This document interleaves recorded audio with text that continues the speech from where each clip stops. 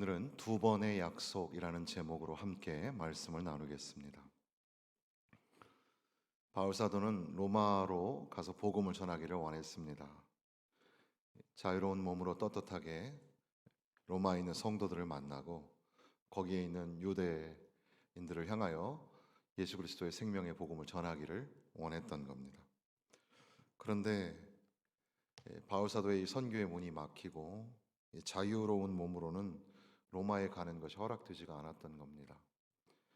할 수 없이 로마 시민권을 발동하여서 로마 황제에게 상소를 하고 죄수의 몸으로 이 가이사랴에서 로마로 가는 배에 몸을 싣게 되는 겁니다. 가이사랴를 출발하여서 항해하는 긴 여정, 배를 여러 번 갈아타면서 그렇게 항해를 계속 하는 중에 겨울에 항해를 하는 것이 쉽지 않은 그런 위험스러운 상황을 익히 잘 알고 있는 바울 사도. 바울 사도는 어떤 학자에 의하면 당시에 여행을 아주 많이 한 배 여행에 익숙한 경험이 있는 그런 사람이었을 것이다. 그렇게 말하는데 이 바울 사도가 보니까 지금 이 해안을 지나가는 것이 위험하다. 그렇게 판단을 하고 27장 10절에 보면 이번 항해가 하물과 배만뿐 아니라 우리 생명에도 타격과 많은 손해를 입히게 될 거다. 이번 항해가 위험하다. 이렇게 권면을 한 겁니다. 자기를 이제 이끌고 가는 그 아우구스도의 백부장은 선장과 선주 그리고 바울 사도의 의견을 들으면서 논의를 하게 되는데 그럼에도 불구하고 긴 논의 끝에 백부장은 바울 사도의 말보다는 선장과 선주의 의견을 듣고 이제 이 겨울에 폭풍이 불어닥칠지도 모르는데 그 위험천만한 항해를 시작하게 된 겁니다. 항해는 순조롭게 진행이 되는 것 같았습니다. 해변을 끼고 항해하면서 평안하게 배가 흘러가는 모습을 볼 때 바울의 말은 그냥 지나가는 우려의 이야기였고 죄수의 말을 듣지 않은 게 잘한 것 같다 생각이 들고 도리어 선장과 선주의 말이 맞는 것처럼 평탄하게 그렇게 배가 진행이 되는 겁니다.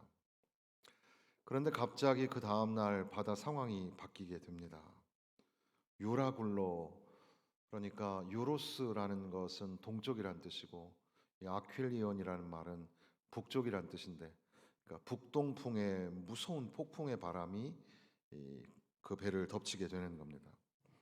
배가 폭풍에 휘말려서 막 끌려가게 되고 그러다가 그 아프리카 북쪽 해안에 있는 그 이제 바닷속의 모래 언덕이라고 하는 그런 스르디스라는 게 있는데 거기에 만약에 배가 걸리게 되면은 뭐 옴짝달싹 못하게 되는 그런 상황이 올지도 모르는 겁니다. 그런 가운데에 살 소망이 없다. 절망스럽고 이제 배 안에 있는 기구들을 다 내버리는 겁니다. 어디로 가는지 방향도 잃어버린 채 그렇게 밀려가는 중에 아무도 말을 할 수 없고 이제 죽나 보다. 이제 우리 모두 끝났나 보다. 이런 생각이 드는 그런 폭풍의 항해 중에 폭풍을 만난 그런 위험스러운 상황이 벌어지게 된 겁니다. 그때에 그 가운데 한 중앙에 한 사람 바울이 일어나서 그들에게 말을 전하는 겁니다. 안심하라, 안심하라 이렇게 말을 하는 거죠. 그래서 이 본문의 말씀을 우리가 잘 알기 때문에 유라굴로 광풍을 만났지만 바울 사도는 안심하라 이렇게 하나님의 말씀을 전하였다. 이것을 우리가 많이 들어서 아는 이야기지만 한 번 더 조금 깊이 우리가 생각을 해보고자 하는 겁니다.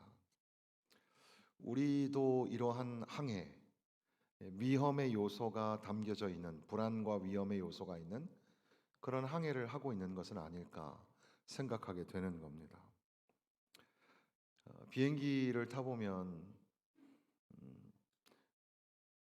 이제 비행기 타고 공중에 하늘에 올라가 보면 구름밖에는 보이지 않고 그냥 조용하잖아요.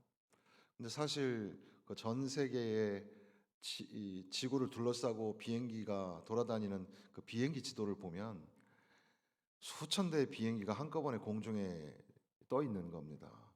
그러니까 위험스러운 상황이 벌어질 수도 있다는 거죠.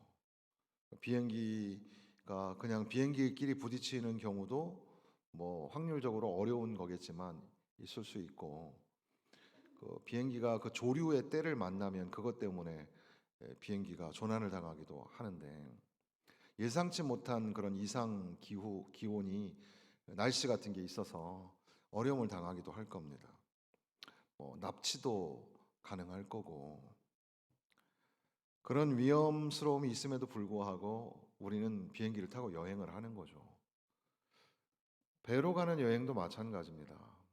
배 타고 가다가 예, 어려움을 당한 경험이 있으십니까? 저는 울릉도에를 한번 가봤는데, 울릉도 가는 배, 울릉도는 아무나 들어오는 게 아니다, 뭐 그런 말이 있던데, 보통 저는 멀미를 잘 안 하기 때문에 조심하면 될 거라고 생각을 했는데, 그렇지 않고, 뭐 그 배 안에 탄 사람의 한 3분의 2 정도는 다 개우고 쏟고 하는데, 이게 참 하늘이 노랗고 울릉도 독도 아름답고 참 의미 있는 곳이다. 그래서 억지로 가긴 갔지만 몸이 너무 안 좋으니까 굉장히 힘들게 지내다가 온 그런 경험이 있습니다. 배를 타고 가다가 그 출렁이는, 그리고 여기 말하는 것처럼 그런 엄청난 광풍이 불어서, 그래서 배가 자기 힘을 쓸 수 없는 그런 상황, 그런 여행의 위험이 우리 가운데 있죠. 지진은 또 어떻습니까? 여러분 지진 경험해 본 적 있으세요? 저도 어떤 나라에 갔을 때 지진을 경험한 적이 있습니다. 지진이 일어나는데 그게 마치 침대에 누워 있는데 파도에 이렇게 출렁거리는 것처럼 침대가 온 건물이 출렁대고 땅바닥에 떨어지는 경험이 있었습니다. 너무 깜짝 놀라서 막 뛰쳐나와 봤더니, 그래도 사람들은 항상 있는 일이라고 별로 큰 그런 염려하는 표정을 짓고 있지 않아서 오히려 더 당황을 했던 경험이 있는데, 그때의 그 경험이 있어서 그런지 조금만 몸이 이렇게 붕 뜨는 기분이 들면 그렇게 막 지진이 일어나는 것 같고 어지럽고 막 그런 느낌을 가질 때가 있습니다. 우리의 인생도 항해와 같은데 잔잔하고 평안할 때가 있죠. 그런데 예상하지 못했던 순간에 광풍을 만나기도 합니다. 물질의 어려움을 겪기도 하고, 또 우리 신체에 위험이 나타나기도 합니다. 전쟁이나 지진, 그리고 여러 가지 세계적인 그런 위기의 상황, 이것도 한편 우리의 인생에 불어닥치는 그런 위험한 풍랑과도 같은데, 그래서 살 희망이 없고 절망스럽고 어디로 가는지 모르겠고, 야, 이러다 다 죽겠구나, 그런 생각이 드는 여행, 그런 인생의 항해가 우리에게도 있지 않습니까? 그런데 그 배의 한복판에 바울사도는 그렇게 절망 중에 있는 사람들을 향하여 일어나서 이제는 안심하라, 이제는 안심하라. 그리고 그 다음에도 보면 여러분이여 안심하라, 안심하라 이렇게 말한다는 거죠. 어떻게 바울 사도는 이렇게 불안하고 위험한 요소가 잠재되어 있는 그 항해의 그 시간 속에 어떻게 평안함을 유지할 수 있었을까? 그리고 더 나아가서 안심하라, 위로할 수 있었을까? 하나님께서 우리에게도 이러한 위험천만한 여행 속에서 우리에게 안심하라 하시고, 또 우리들도 또 함께하는 성도들을 향하여, 가족들을 향하여 안심하라 이렇게 권할 수 있다면 참 좋을 텐데, 어떻게 바울 사도는 그렇게 할 수 있었을까? 먼저는 이 바울 사도가 하나님의 약속의 말씀을 붙들고 있었기 때문에 그래서 평안을 유지할 수 있었다는 사실입니다. 하나님의 말씀. 바울에게는 두 번의 하나님의 말씀이 주어지게 되는데 그 첫 번째 말씀은 23장에 가보면 있습니다. 23장 11절 말씀. 23장 11절 말씀 다 같이 한번 읽어보겠습니다. 그날 밤에 주께서 바울 곁에 서서 이르시되 담대하라 내가 예루살렘에서 나의 일을 증언한 것 같이 로마에서도 증언하여야 하리라 하시니라. 아멘. 담대하라 하나님이 말씀하시면서 예루살렘에서 네가 이 일을 증언한 것처럼 로마에서도 증언하여야 하리라. 로마에 가게 될 거라고 하나님이 약속의 말씀을 주셨다는 겁니다. 이 말씀 안에는 구체적인 어떤 그런 세부 사항은 없지만 반드시 로마에 갈 것이고 가이사 앞에 서게 될 거다. 이 말씀을 붙들고 로마로 가는 겁니다. 어떤 일이 일어날지 모릅니다. 어떤 환란이 닥칠지도 모릅니다. 그런데도 불구하고 두려워하지 않고 담대하게 갈 수 있었던 것은 하나님의 말씀이기 때문에 하나님의 약속의 말씀을 붙잡고 가이사 앞에 서게 될 줄을 알고 그렇게 믿음으로 나아가는 겁니다. 우리의 삶, 우리의 인생의 여정도 하나님이 붙드시고 하나님이 함께 하십니다. 하나님이 가라 하시는 그 길 주님이 도와주시고 함께 하신다고 약속하셨으니 그 말씀 붙잡고 우리는 믿음의 걸음을 걸어가는 겁니다. 그런데 이제 두 번째 말씀이 지금 우리가 읽은 27장에 와서 두 번째 말씀이 임하게 되는 겁니다. 23절에 보면 내가 섬기는 하나님의 사자가 어젯밤에 내 곁에 서서 말하되 바울아 두려워하지 말라. 내가 가이사 앞에 서야 하겠고 또 하나님께서 너와 함께 항해하는 자를 다 내게 주셨다 하였으니 그러므로 여러분이여 안심하라. 나는 하나님 말씀하신 그대로 되리라고 믿는다. 이렇게 선언을 하는 겁니다. 하나님께서 다시금 바울 사도에게 이 풍랑 속에서 하나님이 말씀하시기를 두려워하지 말라. 23절에는 3장에는 담대하라 그랬는데 여기서는 두려워하지 마라 말씀하시면서 내가 너에게 약속한 이 말이 반드시 이루어질 거다. 가이사 앞에 서게 될 것이다. 그러니까 생명에 지장이 없다는 거죠. 그리고 너와 함께 항해하는 자들도 지켜줄 것이다. 네 손에 맡기겠다. 그렇게 말씀하는 거죠. 그래서 그 말씀 속에서 평안을 누렸던 바울 사도는 성도들을 향하여, 아니 거기에 있는 사람들 중에는 믿지 않는 사람들도 많았으니까 거기에 불안에 떨고 있는 염려하는 사람들, 그 사람들을 향하여서 안심하라. 하나님의 약속을 믿으면서 하나님의 약속하신 것을 붙잡고 우리가 이 믿음으로 이 시간을 지나갈 수 있다. 걱정하지 마라. 이렇게 말씀하는 겁니다. 하나님께서 함께하여 주실 것이다. 그러니까 바울 사도가 이렇게 위험천만한 그런 풍랑 속에서 그런 이 광풍이 도사리고 있는 인생의 항해길에서 불안과 염려, 걱정하는 것들을 내려놓고 평강을 누리게 된 것은 자기 자신의 능력이 아니라 하나님이 주시는 약속의 말씀 때문이었습니다. 보통 사람들끼리도 서로 위로를 하잖아요. 걱정하지 마. 내가 위로해 줄게. 이렇게 서로 위로를 하잖아요. 한번 따라해 보세요. 걱정하지 마세요. 네. 그렇게 우리 옆에 있는 분들에게 그렇게 서로 이렇게 위로를 하잖아요. 가끔은 아무도 나를 위로해 주지 않는 것 같잖아요. 그럴 때에 그 어느 대중가요 가사처럼 자기 자신을 향하여 자기 스스로 걱정하지 마. 내가 위로할게. 자기 자신을 위로하기도 하잖아요. 그런데 지금 여기에 하시는 말씀은 그런 이 사람의 위로가 아니라 전능하신 하나님께서 바울 사도에게 그 약속의 말씀을 가지고 그에게 위로하시는 겁니다. 담대하라, 두려워하지 마라, 이렇게 말씀하시는 겁니다.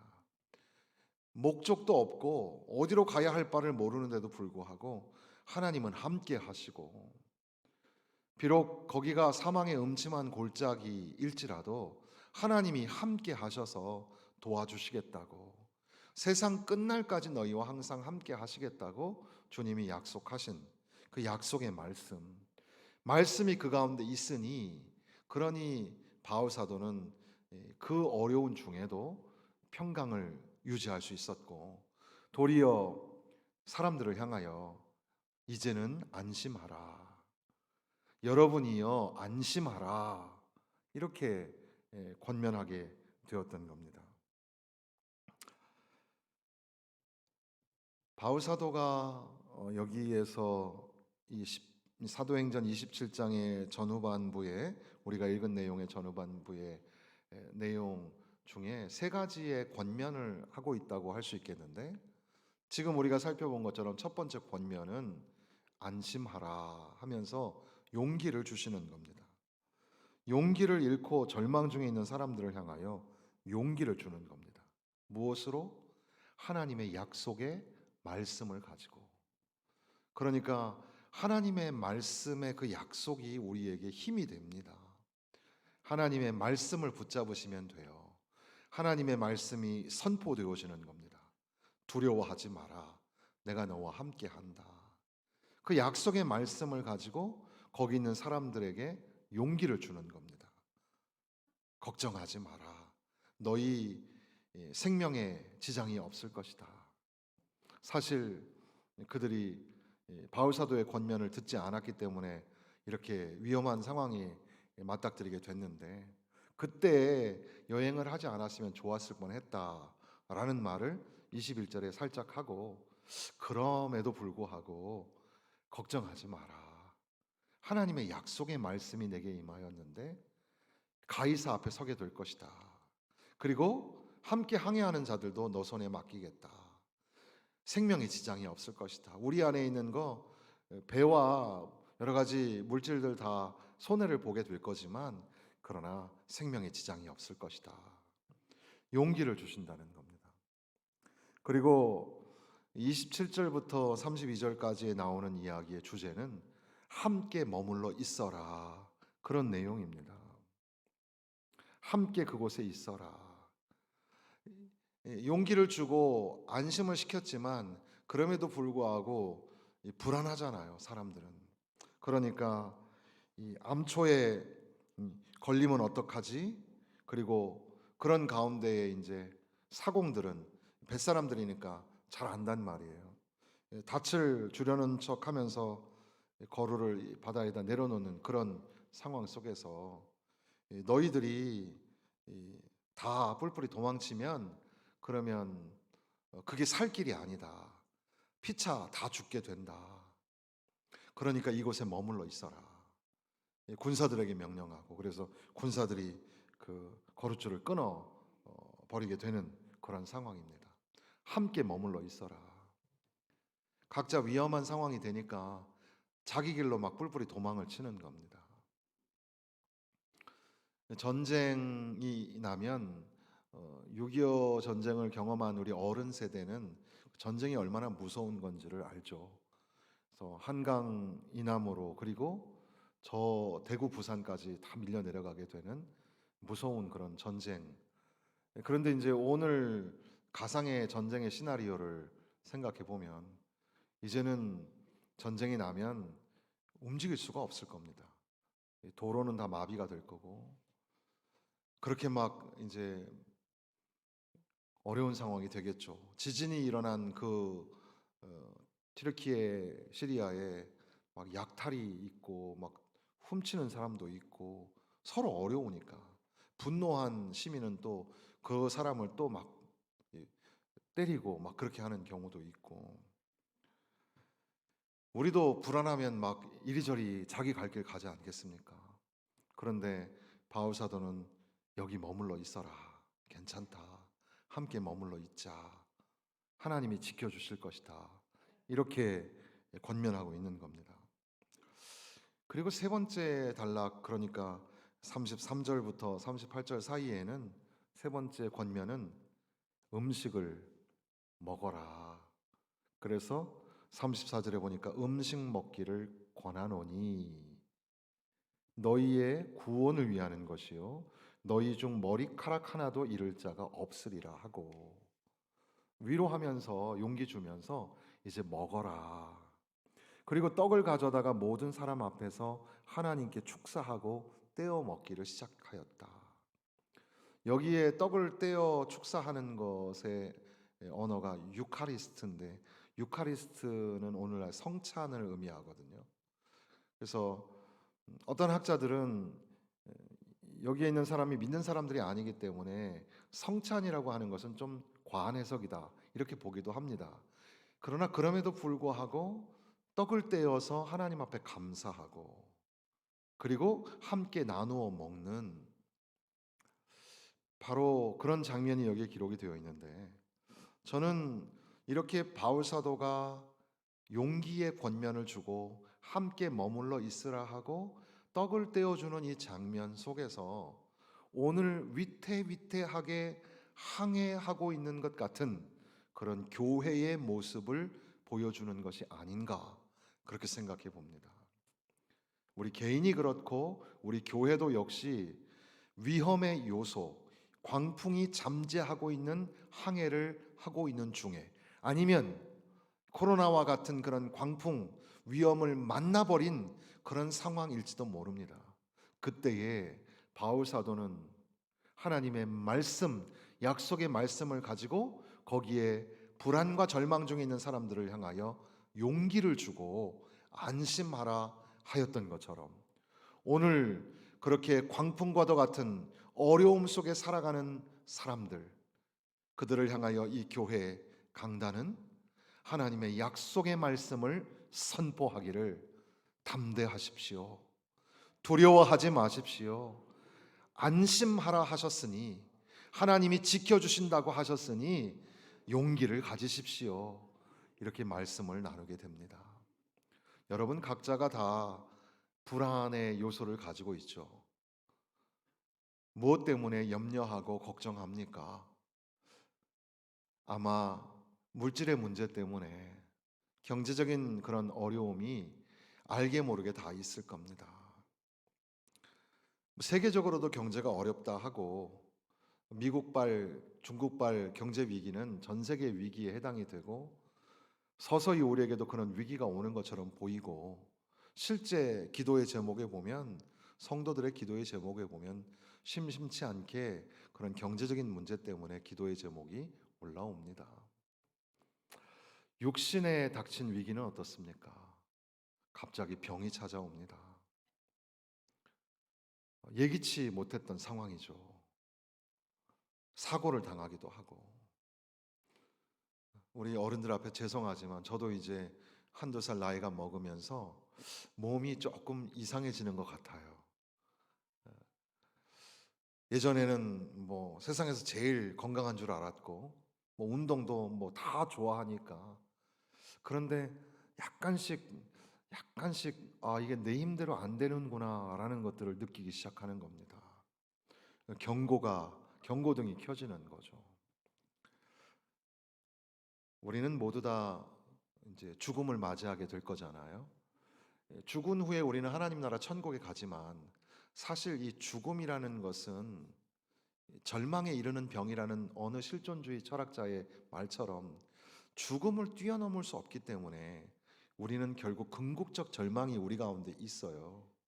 그러니 참 두렵기도 하고 불안하기도 하고 언제 어떻게 죽지? 이런 생각도 가끔 든단 말이죠.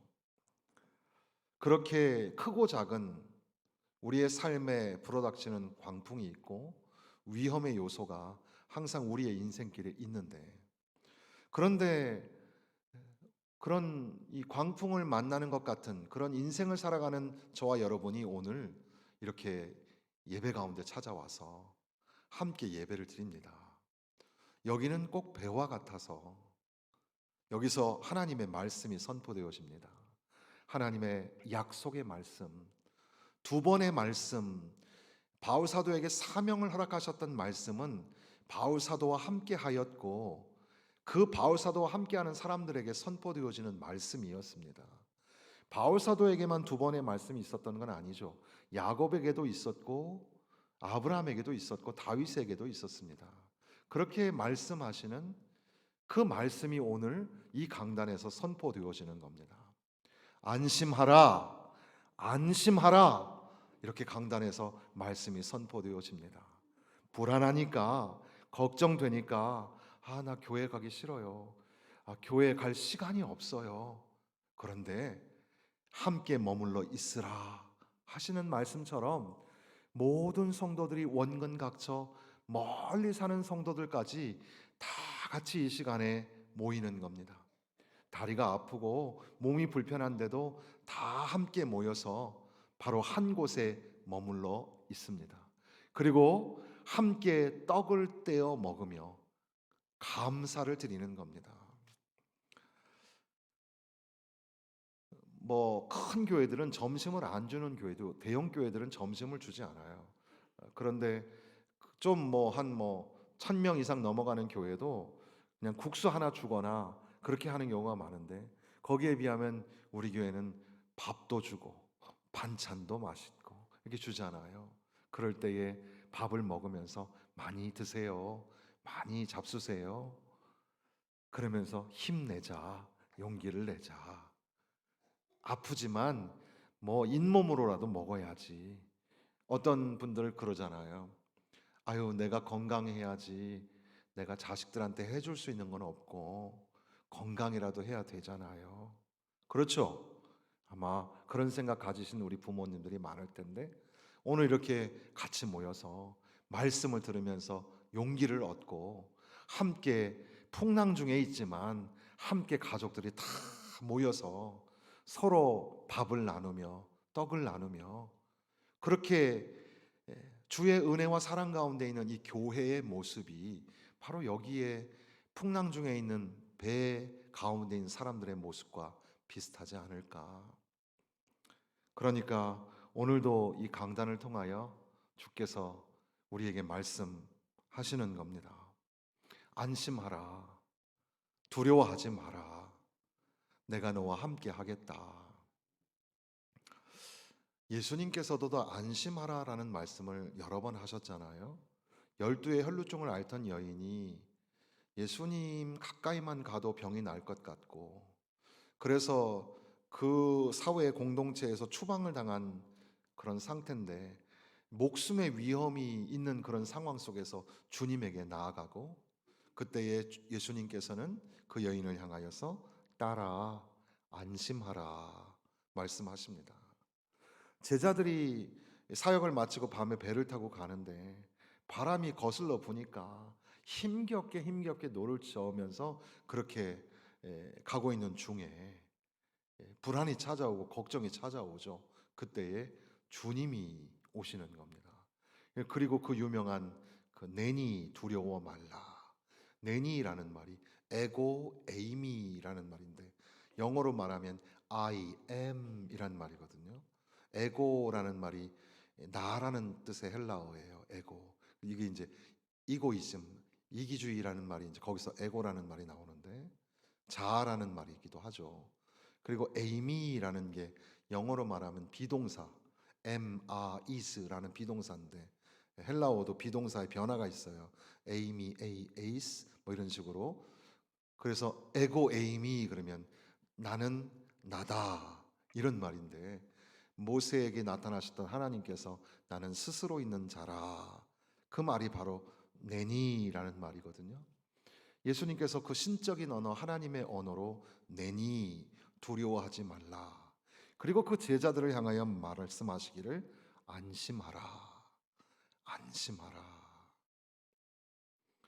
중풍병자, 오랫동안 누워서 활동할 수 없었던 중풍병자. 그런데 그 중풍병자를 향하여서도 예수님께서는 안심하라 이렇게 말씀하십니다. 바로 그 안심하라 하시는 주께서 오늘 저와 여러분에게 다시 말씀하시기를 안심하라, 안심하라 이렇게 말씀하시는 줄로 믿습니다. 코로나 팬데믹이 지나간 건가요? 아니면 우리가 지금 지나가고 있는 중에 있나요? 팬데믹 또는 그 팬데믹 이후에 그 후유증, 엔데믹 시대 뭐 이런 말도 하는데, 풍랑이 일어날 때 풍랑을 안 만나면 제일 좋겠죠. 그러니까 풍랑이 없게 해주세요 이렇게 기도할 수도 있겠지만, 가끔 우리에게는 풍랑이 일어납니다. 지금 여기에 있는 사람들은 왜 풍랑을 만났을까? 뭐 여러 가지 이유가 있겠지만 그 중에 하나는 바울 사도의 권면을 듣지 않아서, 그래서 위험을 초래하게 되었습니다. 때로는 우리는 하나님의 말씀을 듣지 않아서 광풍을 만나기도 합니다. 하나님의 말씀을 순종하고 멈추라 할 때 멈췄어야 하는데, 돌아오라 할 때 그때 돌아왔어야 하는데, 하나님의 말씀에 순종하지 않음으로 말미암아 자기의 삶의, 가정의, 사업에 큰 위험을 만날 때도 있습니다. 그런데 반면에 때로는 우리의 믿음을 더욱 성숙하게 하시려고 때로는 예기치 않은 광풍이 불어올 때도 있습니다. 광풍을 만난 제자들, 배 한가운데 주님이 계신데도 불구하고 주여 우리 다 죽게 됐습니다 깨울 때 주님께서는 믿음이 어디 있느냐, 믿음이 적은 자들아 너희 믿음이 어디 있느냐, 너희 가운데 지금 누가 있느냐, 바람과 바다를 꾸짖으시는 창조자요 구원자요 길이요 진리요 생명이 되시는 예수가 너희 가운데 있지 않느냐.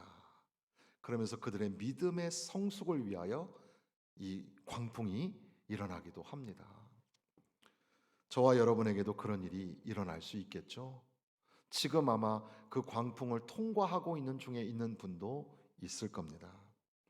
그때에 오늘 이 강단이 그 항해하는 배와 같아서 거기에서 여러분들을 향하여 하나님께서 저와 여러분에게 말씀하시기를 안심하라, 두려워하지 말고 담대하라, 내가 너와 함께함이라, 나는 너의 하나님이 됨이라, 나의 의로운 오른손으로 너를 붙들어 주리라, 세상 끝날까지 내가 너희와 항상 함께 있으리라, 그렇게 말씀하시는 겁니다.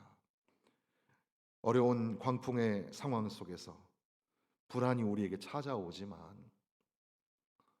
하나님의 약속의 말씀을 붙들고 넉넉히 그 풍랑 속을 헤쳐나갈 수 있기를 바랍니다. 하나님이 지켜 주실 것입니다. 함께하여 주실 것입니다. 너무 지나치게 걱정하고 염려하고 불안해하지 말고 하나님의 약속의 말씀을 붙들고 믿음을 가지고 선한 능력으로 올 한 해 주님의 이름으로 승리하며 살아가시기를 간절히 소원합니다.